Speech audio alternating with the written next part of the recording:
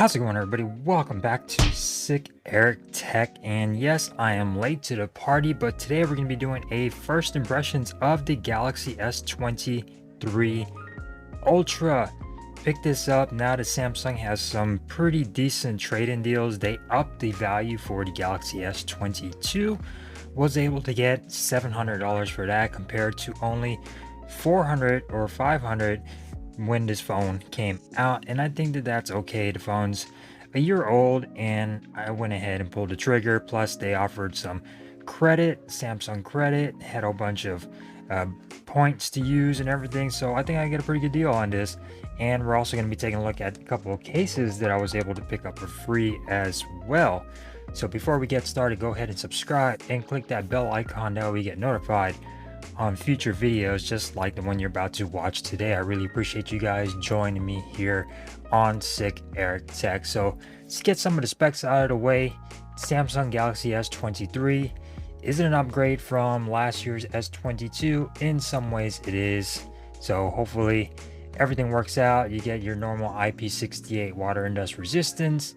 You get a 6.8-inch dynamic AMOLED display at 120 Hertz, HDR10 plus, 1200 nits all the way up to 1750 nits at peak brightness, 1440 by 3088 with 500 pixels per inch, covered in Corning Gorilla Glass Victus 2 compared to Victus Plus from last year.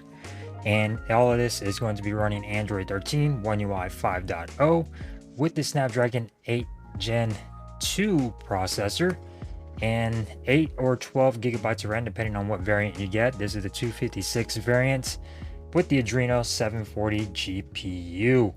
So let's go ahead and crack it open and check this out. Again, not much of an unboxing experience, so we're pretty much going to be focusing on the phone and these cases. And again, Samsung this year with the minimal packaging. Up top, you're just going to go ahead and get your paperwork along with your charging cable and your SIM ejection tool. You get your SIM ejection tool right there. Trying to waste or keep waste to the minimum, but yet you get all this cardboard in the box, whatever. Get a nice pull tab, and then you go ahead and take this part off, and there we go. I went ahead and kept it simple and got the Phantom Black color. Really nice, clean looking colors. You can see those camera bumps a little bit more prominent than last year's Galaxy S22 Ultra. You might be seeing some B-roll of these two side by side, and these cameras are a little bit smaller over here and it feels really nice in the hand. A little bit heavier, almost a little bit heavier than the Galaxy S22 Ultra. So let's go ahead and take this plastic piece off.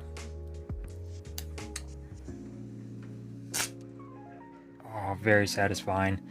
So I could already tell you that this phone feels a little bit thicker in the hand just because of these sides aren't as curved as last year, so it doesn't feel as narrow as the S22 did from last year, just because you got more of a side surface over here, more of a flatter sides with not that much of a curve on the display. So to each his own as far as whether or not you're going to like that or not. The edges and the corners feel a little bit sharper than last year. So let's go ahead and power it on. There it is. So taking a look at the cameras on the back, your main sensor is going to be a 200 megapixel main sensor with an aperture of f1.7. You can record all the way up to 8K 24 and 30 frames per second.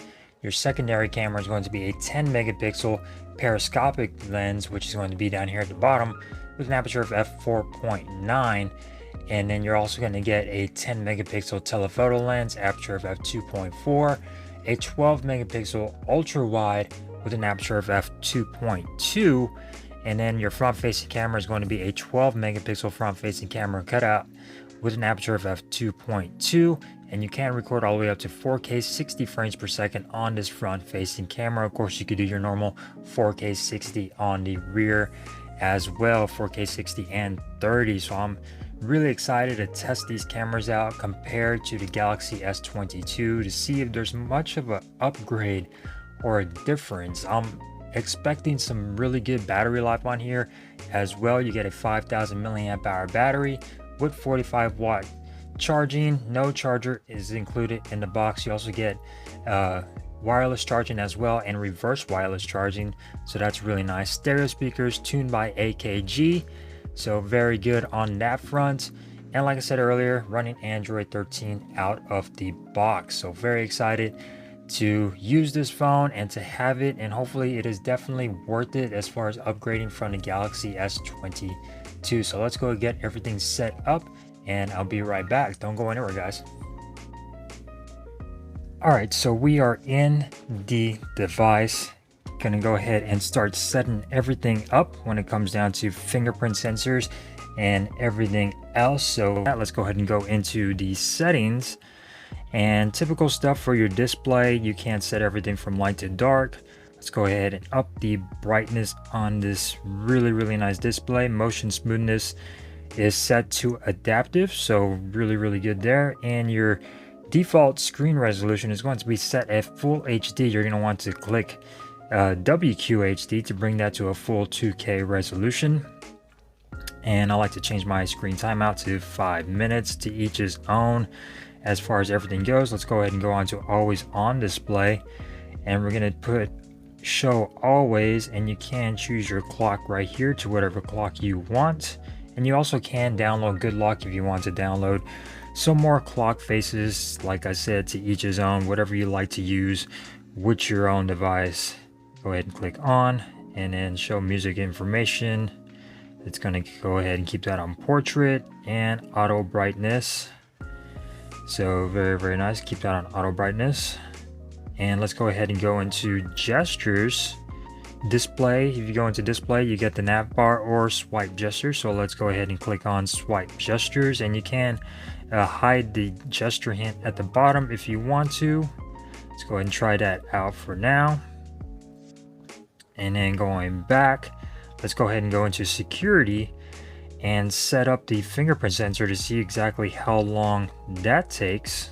Go into biometrics and fingerprints, and let's go ahead and add a fingerprint. And then you're going to go ahead and register. Pretty much just move your finger around, and you get a nice little soft haptic feedback on here as well. Let's go ahead and add another.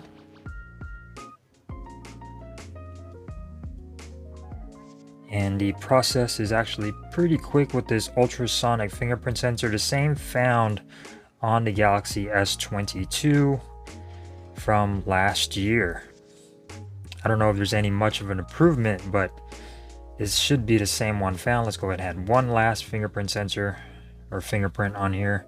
So it looks like the area swiping is actually a little bit larger. It's making me go around. So that's pretty interesting. Let's go ahead and continue on with this, and we are almost done. So there you go. Now let's go ahead and go to face unlock, and let's click on facial recognition. Continue.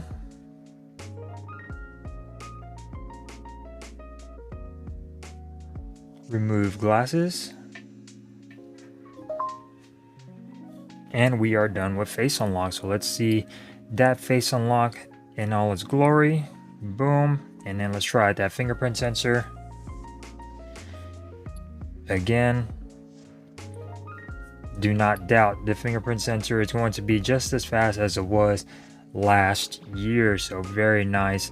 Go on over to the storage that is left on here. Let's go into device, and then storage allow. So you're using about 15% without any apps on here right out of the box, and you get 256 gigabytes included on there. Let's go into memory, and you also get the RAM plus feature as well. So this is the 8 gigabyte of RAM version. I was kind of hoping it was the 12 gigabyte version, but I guess that only comes on the 512 if I'm not mistaken. So other than that, I think it's actually feeling really good as far as using that RAM and only having 8 gigabytes of RAM. It is a little bit of a downgrade from my S22, which has 12 gigabytes of RAM, so hopefully that's not an issue when it comes down to performance. So it definitely feels really good in the hand. Going on over to your wallpapers and themes, you can change your wallpapers here. If you want to change your wallpapers, you have a whole bunch of different options. Of course, again, you can also download your own wallpapers, and you could also change the color palette on here as well to change your accent colors and then apply those if you want to do so. Now going on over to the camera, let's go ahead and take a couple of camera shots. So very, very nice when it comes down to that. Take a camera shot. Let's go ahead and zoom in all the way up to 10 times. So really good. And then you also get your ultra wide. Camera shutter actually seems pretty good when it comes down to that. Not too much of a lag right there. Let's go ahead and take a selfie. And there we go. You also get your S Pen functionality on here. Now this S Pen is a little bit of a different shape than last year's. As you can see, a little bit more of a squared off look on this S Pen compared to the more oval shape of last year. So you won't be able to use the S Pen from the S22 on the S23. So just keep it in mind. Nothing really has changed with the S Pen when it comes down to functionality. It's going to have all the same functionality from last year. So let's go ahead and take a look at all these cases that we got as well from Samsung. We got the leather case, which I did get the leather case free for the S22 from last year. And here is the new one. So as far as comparing them side to side, here is the difference. Of course, this one being a little bit more worn since I have been using it. And let's go ahead and take a look at that on the device itself. And there we go for this nice leather case. It just looks very nice and clean. Buttons are nice and clicky and tactile. All your cutouts at the bottom are actually really nicely lined up. Cutout at the top for your microphone, and fairly minimal camera protection when it comes down to that front. They're almost flush, but not quite, but still raised enough to give you a little bit of that camera protection. As far as the front lip of the display, you get a little bit raised on the top and on the bottom, and it comes out quite a bit on the sides as well. That's the nice part of not having such a drastic curve on your display, is you get more protection on the sides with these cases. And in case you're wondering, no pun intended, you won't be able to use your older cases with the Galaxy S22. They just won't fit. As you can see right there, cameras don't quite line up. And yeah, so you won't be able to use your older cases. So let's go ahead and take a look at another case we got here, which is the clear case. And here we go. Now this is the clear case, TPU, really nice, more of a snap-on case, all plastic, no TPU actually. It is definitely a hard case. And snap that on. You get a sticker on the back, and this is a very nice crystal clear case for the Galaxy S22. It actually looks really good. I'm pretty sure it's going to be a fingerprint magnet. You get very minimal camera protection right there. They're pretty much flush with the back of the case. Your buttons are nice and clicky and tactile. They are made out of rubber, so that's really good. And everything on the bottom pretty much cut out, except for the S Pen. Everything else is cut out. Nothing on the side. Your microphone up top. You do get a little bit more of a nicer rise over here for the display, so you can't set this down, have no issues. And again, at the bottom with those lips, and then on the side comes up a little bit as well, so very nice. I never had a hard plastic case from Samsung. I was expecting this to be more of a hard plastic back, TPU sides, but still looks really good.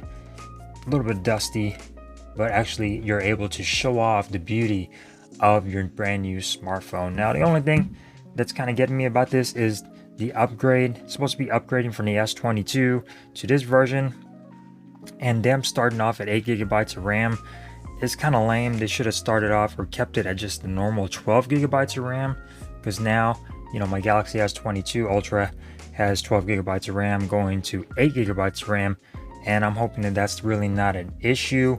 I think this chipset is going to do really well, the Snapdragon 8 Gen 2. As far as processing power and battery wise, I have no doubt it's going to be really good and really efficient, because I use my S22 for all of my videos here on the channel and on my other channel. So I'm hoping this phone is going to be able to keep up and still give me the same quality, performance, and video when it comes down to that. So hopefully you guys enjoyed my first impressions of the Galaxy S23 Ultra. Stay tuned to the channel. I will be comparing this to the S22 as well, and other devices that I have to compare this to. So thank you guys for watching. If you enjoyed this video, give it a thumbs up. If you didn't, give it a thumbs down, and I will see you next time here on Sick Eric Tech. Peace.